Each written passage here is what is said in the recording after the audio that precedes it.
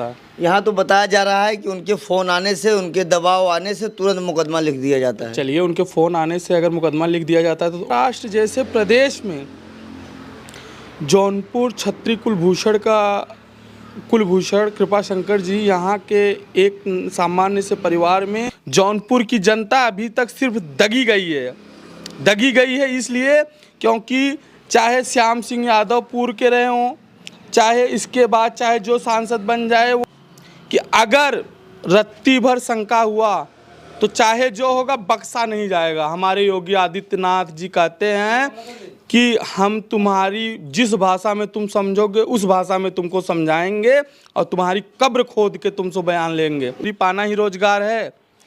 आज हमारी सरकार, आप नॉर्मली जौनपुर में देख लीजिए, पूर्व में चाहे बसपा हाथी बहुत चिल्ला रहे थे आप, जब अभी मेरे साथ मौजूद हैं भाजपा के मीडिया प्रभारी, इनसे बातचीत करूंगा क्योंकि अभी जो मछली शहर लोकसभा से टिकट पाए हैं वर्तमान सांसद बीपी सरोज, उनके ऊपर काफ़ी विरोध हो रहा है, उनका वीडियो भी वायरल हो रहा है। इनसे बातचीत करूंगा इस बार क्या लगता है। जौनपुर में कृपाशंकर सिंह टिकट पाए हैं जो महाराष्ट्र के पूर्व गृह राज्य मंत्री थे। पास से बाबू सिंह कुशवाहा बनाए गए जिनकी स्वतः की पार्टी है, जन अधिकार पार्टी है, और यह बसपा में मंत्री रह चुके हैं। अब जानने का प्रयास करते हैं इस बार क्या है माहौल और इनका क्या राय है। बहुत बहुत स्वागत है। कैसे हैं आप? बहुत अच्छा है हम। मेरा नाम प्रतीक मिश्रा है, मैं जिला स्तरीय मीडिया प्रभारी भारतीय जनता पार्टी जौनपुर से हूँ। जैसा कि आपने प्रथम क्वेश्चन आप हमसे ये कहे, बीपी सरोज जी का विरोध है मछली शहर से। मैं मूलतः रहने वाला हूँ 377 मलहनी विधानसभा क्षेत्र का।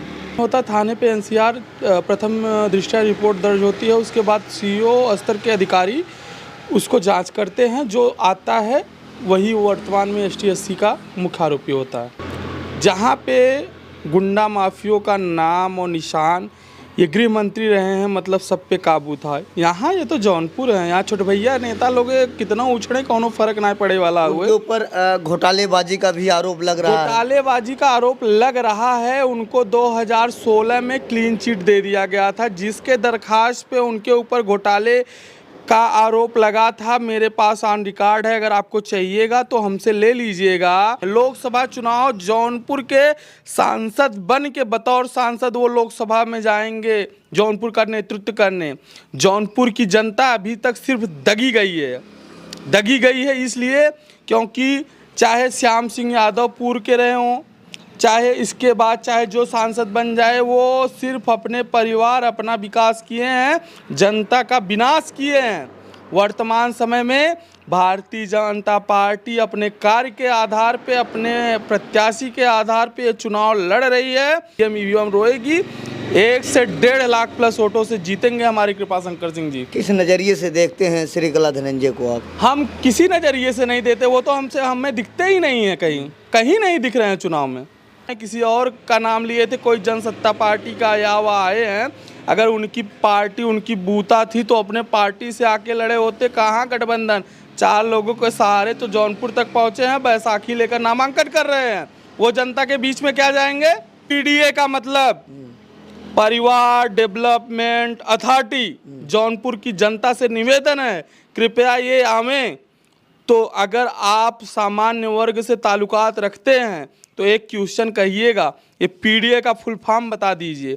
क्या भारत की जनगणना, भारत का जब संविधान बना हुआ था तो एक ही परिकल्पना थी कि कोई भी भारत में शासन करने वाला एक ही माँ का पूत नहीं होगा, वो होगा जनता के द्वारा, जनता के लिए चुनी गई व्यक्ति विशेष होगा।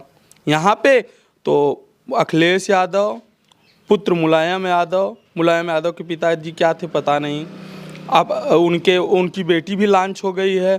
अभी अपने परिवार में सिर्फ 5 यादव को पार्टी यादवों की कही जाती है कि ललका झंडा साइकिल निशान चला चली अखिलेश यादव पहुंचाई, लेकिन सिर्फ 5 यादव को टिकट दिया गया। क्या यादव कार्यकर्ता नहीं है? आपकी सरकार है, केंद्र में भी है, राज्य में भी है। जो पुलिस की परीक्षा हुआ सब विफल हो गए, आरओ का हुआ, यारो का हुआ, सब फेल हो गए। अच्छा, विफल हो गया, हमारी सरकार की ही देन हुई।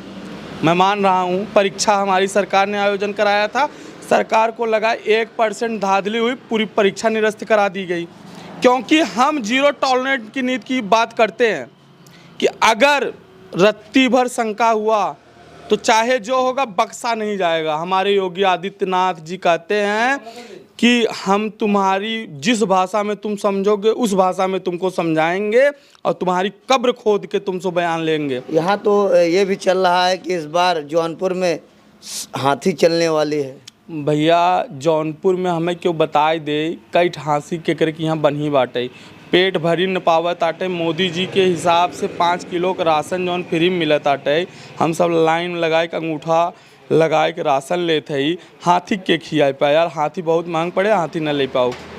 इस बार बाबू सिंह कुशवाहा भी काफी एकदम जोरों से। यार ये कवनो कुशवाहा फुसवाहा कुछ हवा न लागे। ये जौनपुर में खाली चुपचाप कमल छाप 4 तारीख के तू हमरे ओरिस मिठाई खाया। कृपा शंकर सिंह को तो लोग बाहरी भी नेता कहते हैं। अरे तेजी बाजार घर यहीं से जहाँ तू बैठा है यहीं से मात्र 15 किलोमीटर दूरी जा, कृपा शंकर सिंह जी का पैतृक आवास है। नहीं बताइए, आप लोग रोजगार की बात नहीं करते, शिक्षा की बात नहीं करते, केवल धर्म की बात क्यों करते हैं? शिक्षा की बात पहले आप रोजगार जानना चाहते हैं? रोजगार क्या सरकारी नौकरी पाना ही रोजगार है? क्या सिर्फ सरकारी नौकरी पाना ही रोजगार है?